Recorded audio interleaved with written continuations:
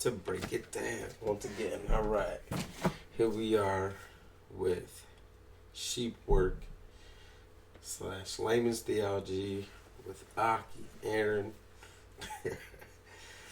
and title for today is "Was Jesus the Nice Guy?" Where's your manners, boy? Was Jesus the nice guy? Alright, so what we're going to do is, first go through some scriptures to establish that there were manners such as please, thank you, excuse me, inside the New Testament, even in the Old, but I didn't get none from the Old. So, first one we're going to look at is Luke 14:18.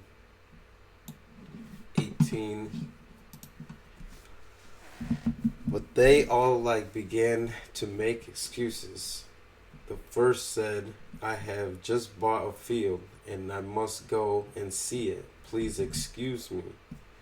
Another said, I have just bought 5 yoke of oxen and I am on my way to try them. Please excuse me.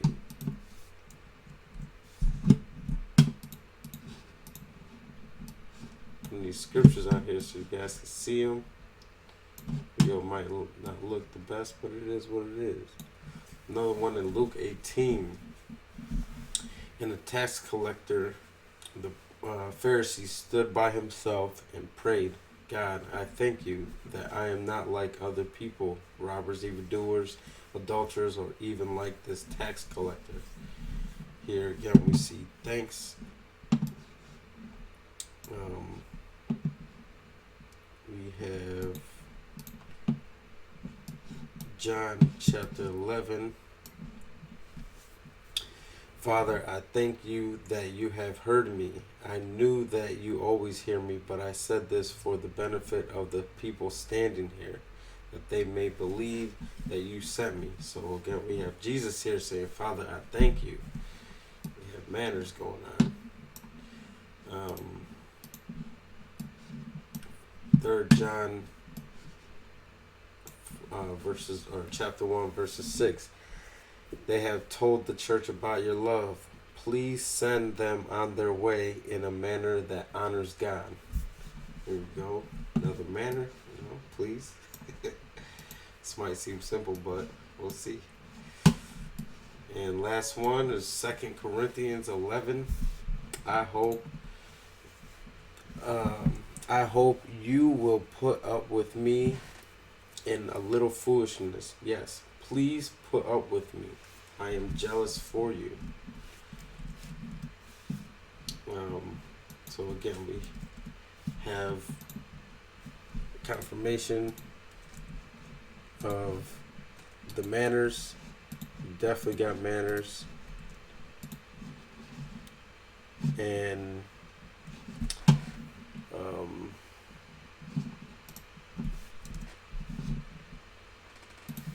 okay, we could do that too.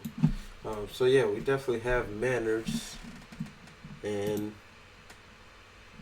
we are going to look and see how Jesus spoke to people. Just check something real quick.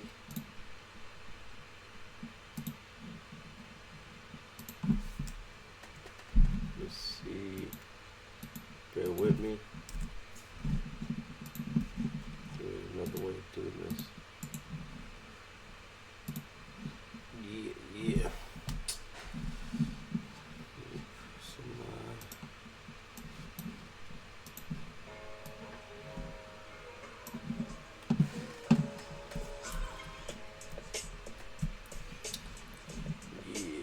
So, just trying to organize something real quick.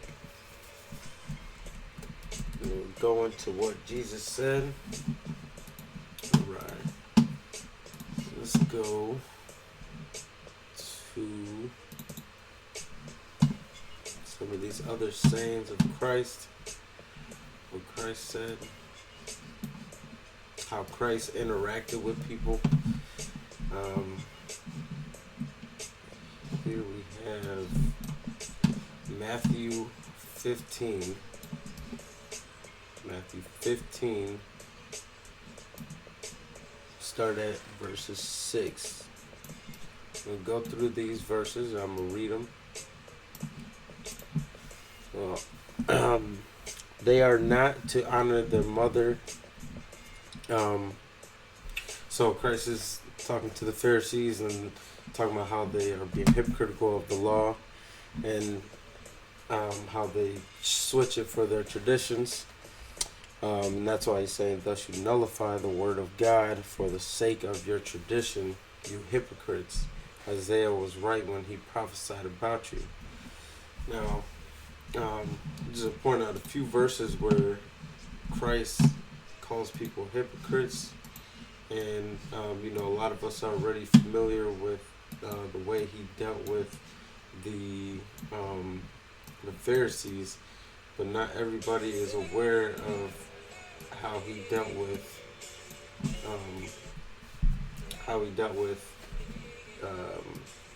normal people on a normal basis. So we're going to go through a few of those. Another one in Matthew chapter 15. Then the disciples came to him and asked, "Do you know what the Pharisees were offended? Do you know that the Pharisees were offended when they heard this?" He replied, "Every plant that my heavenly Father has planted will be pulled up by the roots. Leave them; they are blind guides. If the blind lead the blind, both will fall into a pit." So again, we have Christ calling these people blind, calling them hypocrites. And, again, I know people are familiar with a lot of these verses as far as how he dealt with the Pharisees. But just checking to see if we're going to look a little deeper. So we have Matthew 12. And then the Pharisees, Matthew 12, chapter 38. Or Matthew 12, verse 38. Then some of the Pharisees and teachers of the law said to him, "Teacher, we want to see a sign from you." Jesus says, "A wicked and adulterous generation asks for a sign, but none will be given unto it except for the sign of Jonah." He calling these people hypocrites, calling them blind guys, wicked, adulterous. It's straight up, he ain't, sugarcoating it at all. And that was it for the Pharisees. So, I was just interested to take a look at that and to see how he dealt with the Pharisees, which, again, most of us are already familiar with. And now let's look into some verses on how he dealt with people in general. We have Luke chapter 9, verses 59. He said to another man, "Follow me." But he replied, "Lord, first let me go and bury my father."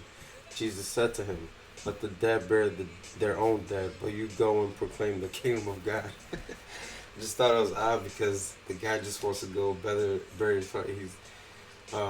He's saying he'll come, but first let me bury my dad. And he's like, nah, basically just let the dead bury the dead. And I'm still uncertain as to what that may mean, but he just says, but you go and, you don't worry about that. You worry about proclaiming the gospel. And I just thought that was quite interesting. And here we have another one in Luke. And most of these verses, I actually think I got a lot of them in order, trying to tighten up a little better. So let's look at Luke chapter 8, verses 44. Talking about this woman who has been bleeding. She came up behind him and touched the edge of his cloak, and immediately her bleeding stopped. Jesus' first answer says, "Who touched me?" Who touched me? When they all denied it, Peter said, "Master, the people are crowding and passing against you." But Jesus said, "But someone touched me." Someone touched me. I know that power has come out from me. I just thought that was interesting. Just the way he approaches things, the way he deals with things is quite interesting to me. And yeah, it's, we got um, here one here in John 21 verses. What is this? Verse 15. Jesus said to Simon Peter, Simon, son of John, do you love me more than these? He said, yes, Lord, you know that I love you. He said to him, feed my lambs. He said to him a second time, Simon, son of John, do you love me? He said, yes, Lord, you know that I love you. He said to him, tend my sheep. So again, I know that there's a story, there's things going on here, and I'm not trying to take away from that, but it's just interesting, how Jesus is, not pleased, somebody, I appreciate it if you, feed my sheep, just straight up, feed my sheep. You love me? Tend my sheep. You understand? We got Mark chapter 1. Let's see, move these over. These are all coming over here anyway. So we have Mark chapter 1 verses 23. And immediately there was in their synagogue a man with an unclean spirit, and he cried out, what have you to do with us, Jesus of Nazareth? Have you come to destroy us? I know who you are, the Holy One of God.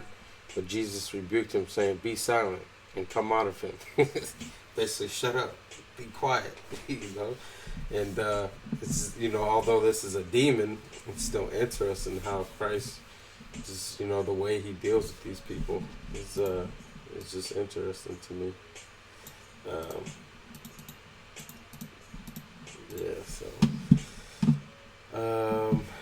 Let's see what we got here. Let me see something. Chia.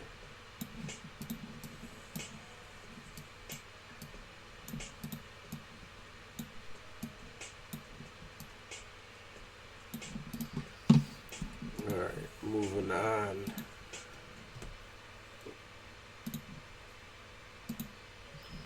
We have Mark chapter 4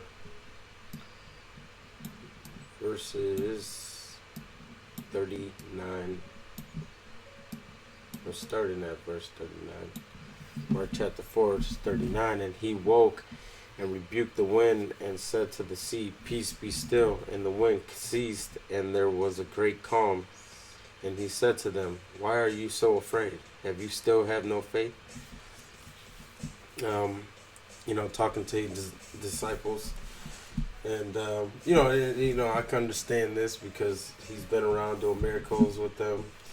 And I just thought it was interesting just how he approaches people sometimes. And, instead of, oh, no, it's all good, blah, blah. He's just like, why are you afraid? What's going on? What's wrong with you? Have you still got no faith? You still understand? Look at Mark chapter 6. Mark chapter 6. When it grew late, his disciples came to him and said, this is a desolate place, and the hour is now late. Send them away unto... I know I was missing some. Hold on 1 second. Try to get this whole thing in here. Here it is.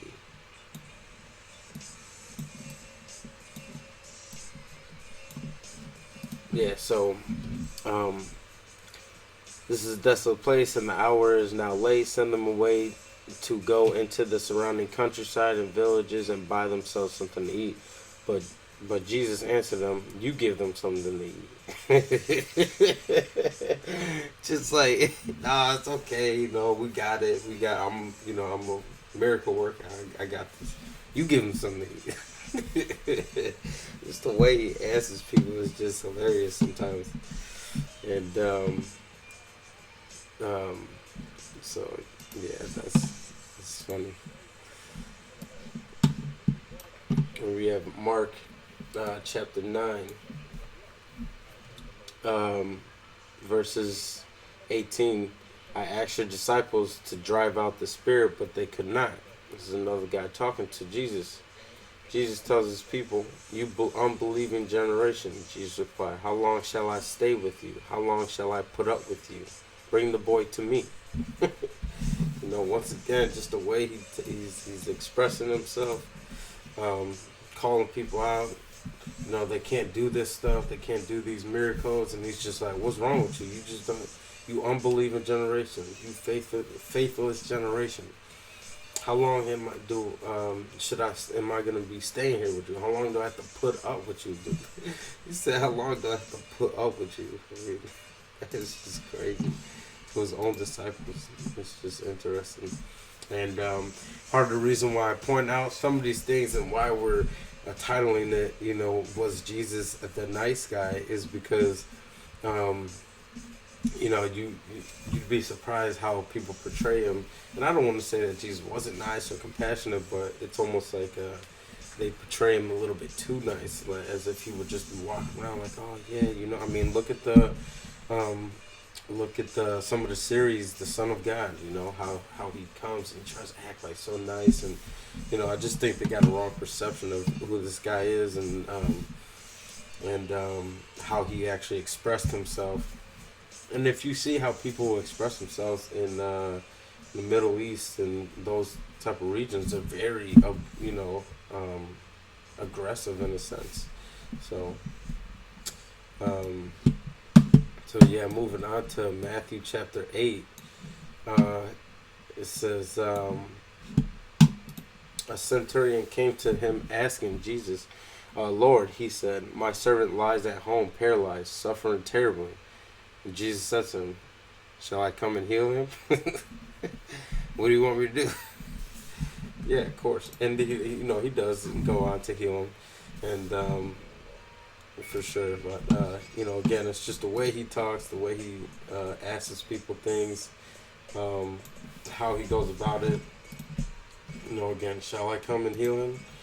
And it's kind of an obvious question, but all right, moving on to chapter 9. And again, this video is not meant to really be long. It is what it is, and we're just going through some of the things that Christ did and said, and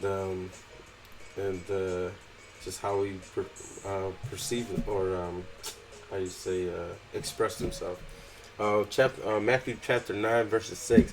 But I want you to know that the Son of Man has authority on earth to forgive sins, because these guys, at this time, the Pharisees were challenging him and trying to say he can't heal on the Sabbath, blah blah. So he's speaking out to him, shows all these people. Basically, he goes to the paralyzed man and he just says, "Get up, take your mat, and go home." He's not like, "Oh yeah, you're healed, thank God," and or you're healed in my name, and he's just like, "Get up, take your mat, and go home." Just how bold and upfront he is about the way he says things. Is just interesting. A lot of people may not have known that or not seen that in him, and understandable. They don't teach you everything in church.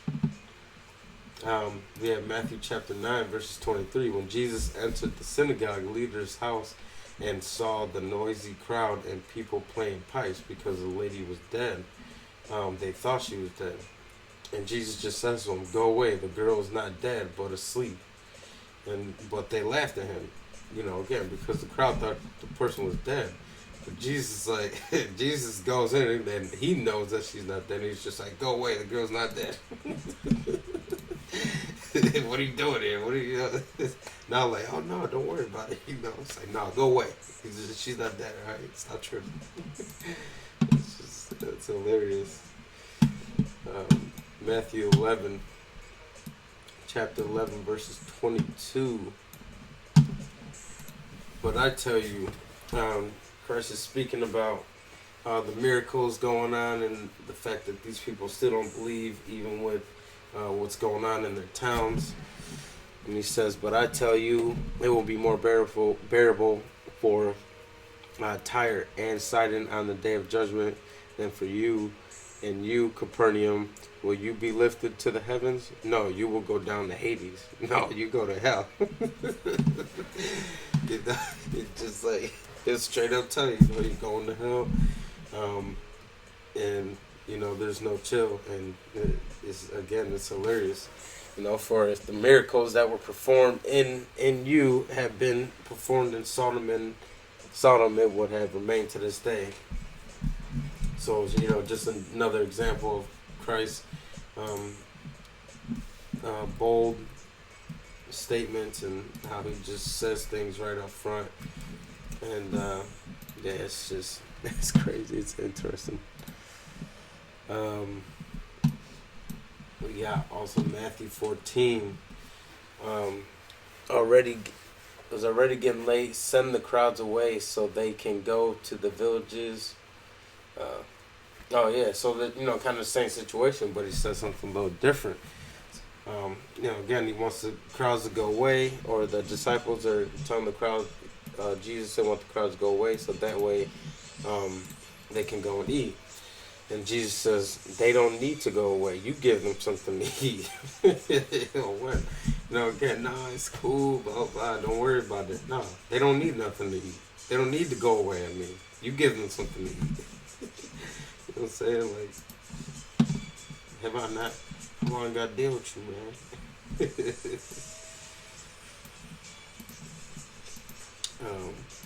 It's kind of a long one. It's cool. I don't want to make it too small, so I'll leave it right here. Matthew 15. Matthew chapter 15.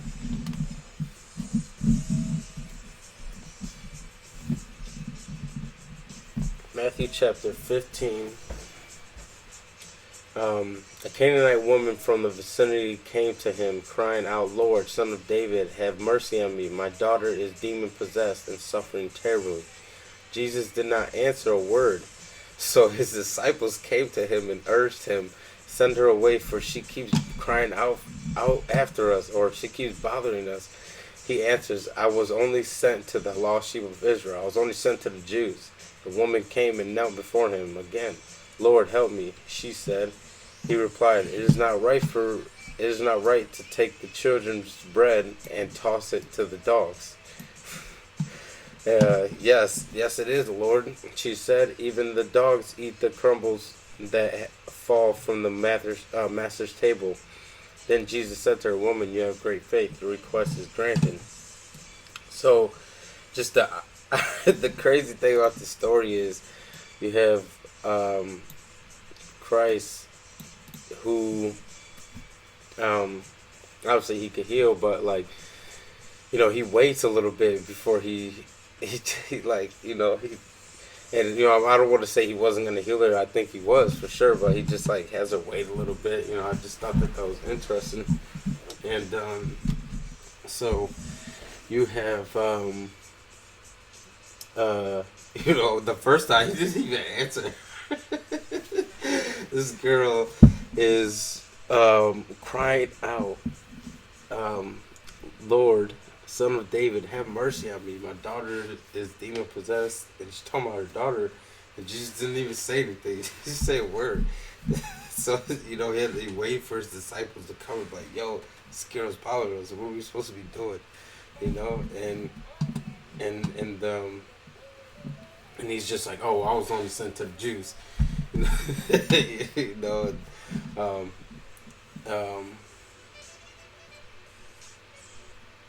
And then she, has to go to him again, and she cries out to him again, and he's like, "Oh, well, it's not right for me to toss the children's bread to the dogs."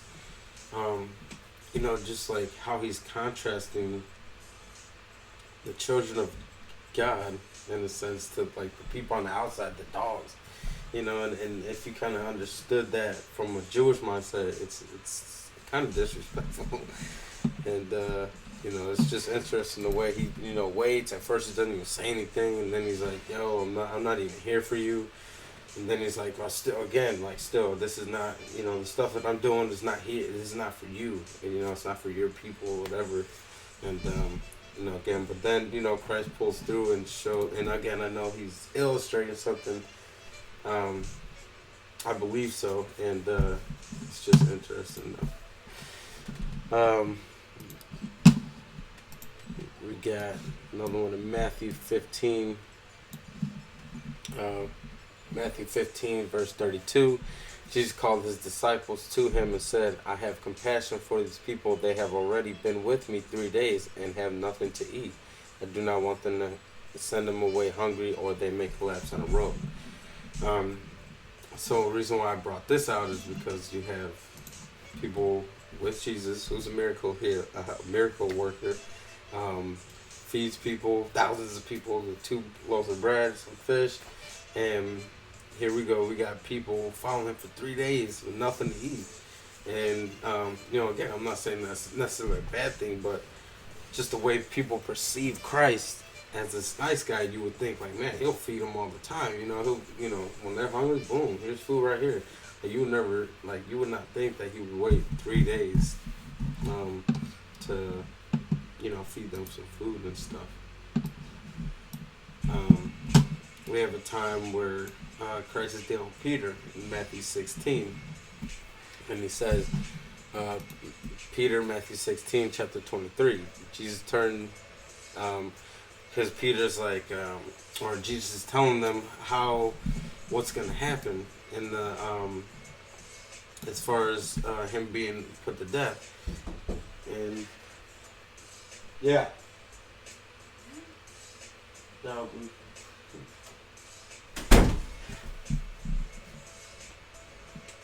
almost done. And Jesus turned and said to Peter, "Get behind me, Satan. You are a stumbling block to me. You do not have in mind the concerns of God, merely human concerns." So, it's, again, Christ could have turned and said, "Yo, that's not the plan, blah, blah, woo, woo." Instead, he's like, "Yo, get behind me, Satan. You're the devil. Just, you're a stumbling block to me. You're messing me up, bro."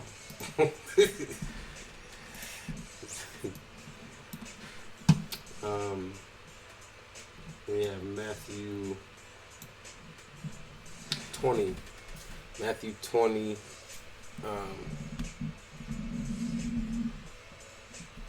We have Matthew 20. I like that thing right there. Where is it at? Yeah. Nice. So Matthew 20, verses 20. Then the mother of the sons of Zebedee came up to him with her sons, and kneeling before him, she asked him for something. And he said to her, "What do you want?" Not like, "Oh, okay, yeah, what would you like?" Or, "Yeah, no problem. What can I do for you?" The mother, of the sons of Zebedee, she comes up to Christ and said, "Hey, I need something for you." He's like, "What do you want?" Maybe he didn't say it like that. You can only tell so much through text, but it's, again, we have manners like "thank you," "please," "pardon me," "excuse me," and so far we haven't seen any of that from Christ. And that's the interesting part. That's part of the reason why I made that those videos or the pictures, the verses right in the beginning, showing that. And here we go. We have this last little stretch of verses. Some real kickers. We have John chapter 2, verse 3. When the wine ran out in this wedding, the mother of Jesus said to him, "They have no wine." And Jesus said to her, "Woman, what does this have to do with me? My hour has not come yet." Granted, he's and his mother's just like, do whatever he tells you. His, like, this is his mom, And I understand he doesn't really have a mom, but like this is his mom, and he's telling his mom, he's calling his mom woman, not ma'am. Yes, ma'am. What would you like? You know, um, and it's just like, what does this got to do with me? Or what does that do? My time hasn't come yet. It's not, it's just like, I just felt like there's sometimes, at least the way people perceive him, you would have thought that he would have answered those things differently. Um, Here we have in John 10, Mary Magdalene, when Jesus saw his mother and the disciples whom he loved standing nearby, he said to his mother, "Woman, behold your son." Then he said to the disciple, "Behold your mother." And from that hour, the disciple took her as in his own home. Um, so it's at the feet of the cross, or it's at the cross, and he again calling his mom woman, and I even believe that there was. I didn't see the verse. I have to look a little deeper into it, but she like calls him son, like, "Oh, son, let me take you with you," or something like that. Or that might even be just part of the movie, because I remember seeing that in the movie. But then he's like, "Woman, behold your son," So he's like, "Woman, this is your son, not me. I'm God." You dig? You got this twisted.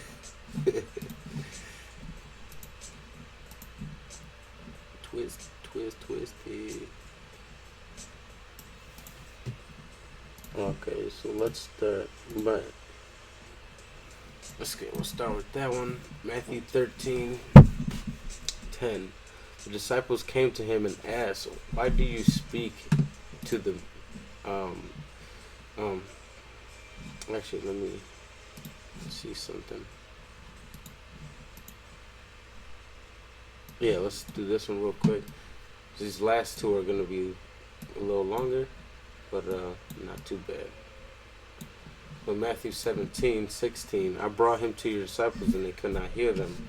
And again, you unbelieving and perverse generation.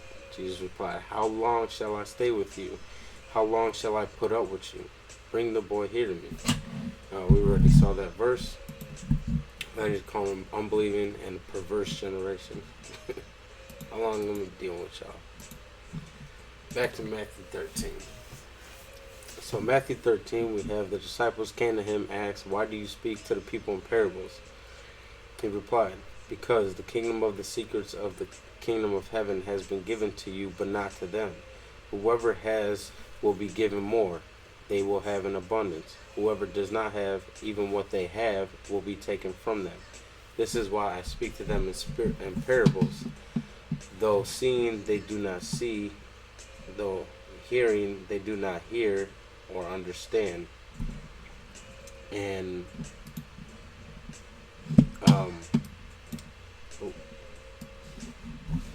in them in them is fulfilled the prophecy of Isaiah. You will be ever hearing but never understanding. You will be ever seeing but never perceiving. For this people's heart has become calloused. They hardly hear with their ears, and they have closed their eyes. Otherwise, they might see with their eyes, hear with their ears, understand with their hearts, and turn, and I will heal them. So the reason why I brought this up is, it's just interesting how, again, the part of the reason why Christ speaks in parables is so that they might otherwise, because he doesn't want this to happen. He doesn't want them to have eyes that they might see.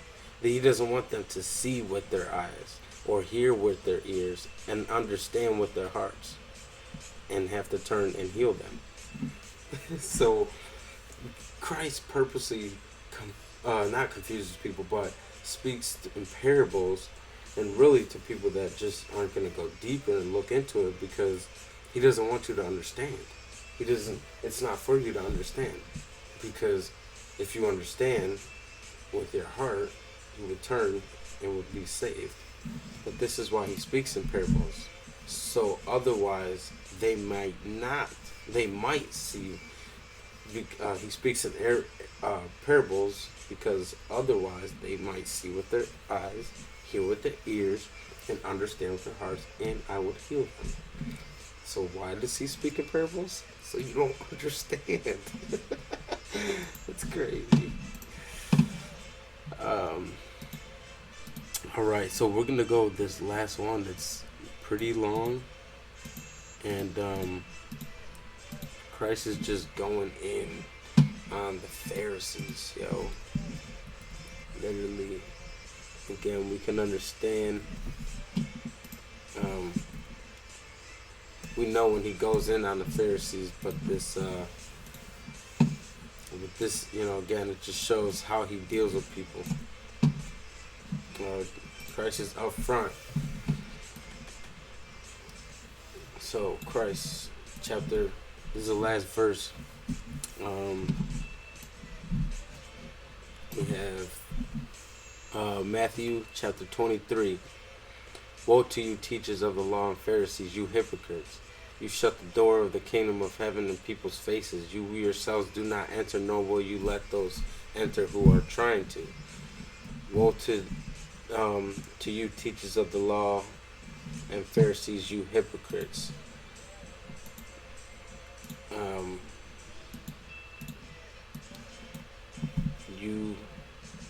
You blind fools, which is greater, the gold? Hold on, 1 second. I'm sorry.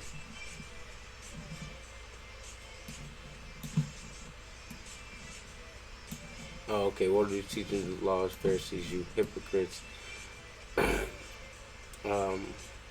You travel. Continue with 15. You travel over land and sea to win a single covenant, and when you succeed, you make them twice as much a child of hell as you are. So again, he's calling these people hypocrites, calling them children of hell, telling them they're going to hell,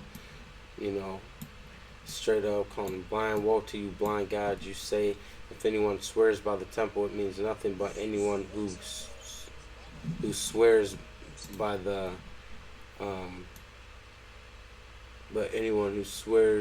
by the gold of the temple is bound by that oath. And let's see.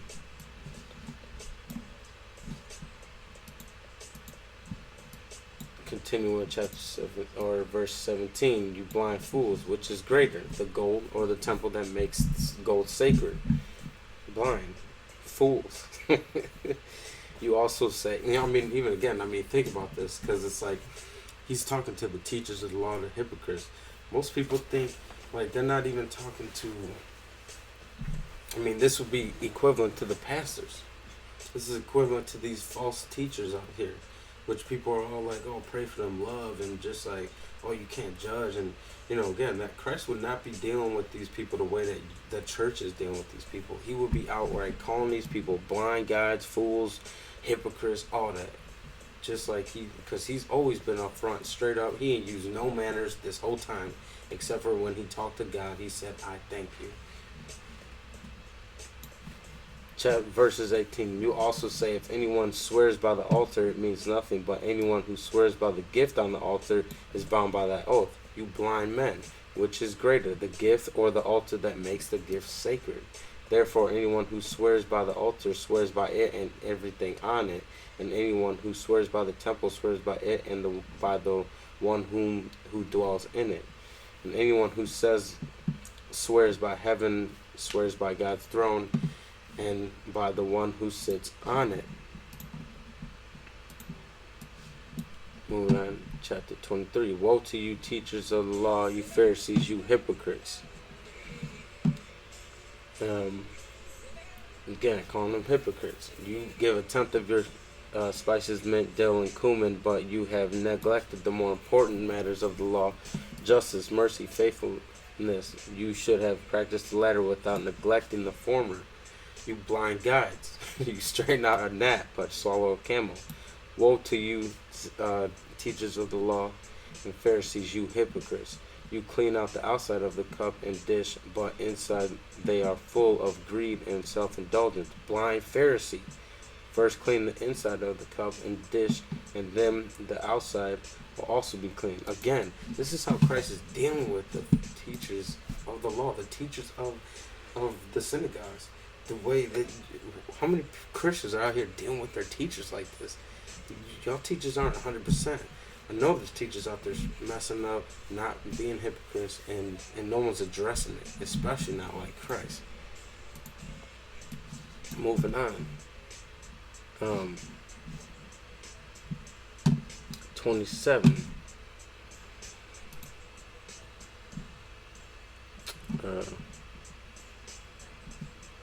Let me see. So 27. Woe to you, teachers of the law and Pharisees, you hypocrites! You are like whitewashed tombs. You look beautiful on the outside, but on the inside are full of bones and of dead and everything unclean. In the same way, on the outside you appear to people as righteous, but on the inside you are full of hypocrisy and wickedness. Woe to you, teachers of the law and Pharisees, you hypocrites! You build tombs for the prophets and decorate the graves of the righteous. And you say, if we had lived in the days of our ancestors, we would not have taken part with them in shedding the blood of the prophets. Continuing the prophets. So you testify, 31. So you testify against yourselves that you are the descendants of those who murdered the prophets. Go ahead then and complete what your ancestors started. You snakes, you brood of vipers. How will you escape being condemned to hell? That's crazy. This is Christ G. He's straight up. He's not holding back at all. Again, he's so bold and isn't your typical nice guy, loving guy the way that he's being perceived sometimes. You snakes, you brood of vipers, you will be going to hell. Therefore, I am sending you prophets and sages and teachers. Some of them you will kill and crucify. Others you will flog in your synagogues and pursue from town to town. And so upon you will come all the righteous blood that has been shed on earth, from the blood of righteous Abel to the blood of Zacharias, son of Berechiah, whom you murdered between the temple and the altar. Truly I tell you, this will come on this generation. Jerusalem, Jerusalem, you who kill the prophets and stone those sent to you, you murderers! How often have I longed to gather your children together? Yeah, I know. I said that. You murderers. That's what he's saying. As a hen gathers her wings, her chicks under her wings, and you were not willing. Look, your house has left you desolate. For I tell you, you will not see me again until you say, "Blessed is he who comes in the name of the Lord." So again, you just heard a whole sermon. Matthew chapter 23 is a sermon filled with straight up dissing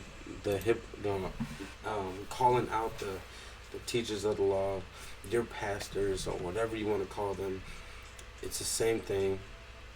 He would not go up from being all nice. He would not be all compromising or wavering, and he would confront them just the way he's doing now. And that's why we had to do this study. Was Jesus the nice guy? And where are your manners at, boy? I mean, this guy, he's the manners. I didn't see no manners there for the most part. So this is just a nice little recap or overview of what how Christ deals with people. And he's bold, he's up front. And I still think, again, he's compassionate, he has love. He has love, and yet he didn't even use his manners. And he is love. So yeah, guys, I just wanted to show you that. So yeah, if you subscribe, like, whatever, tell me what you think, comment, and until next time, this is what we do, break down the scriptures. That's what we're supposed to do. Yes. Once and for all, why don't, say your thing.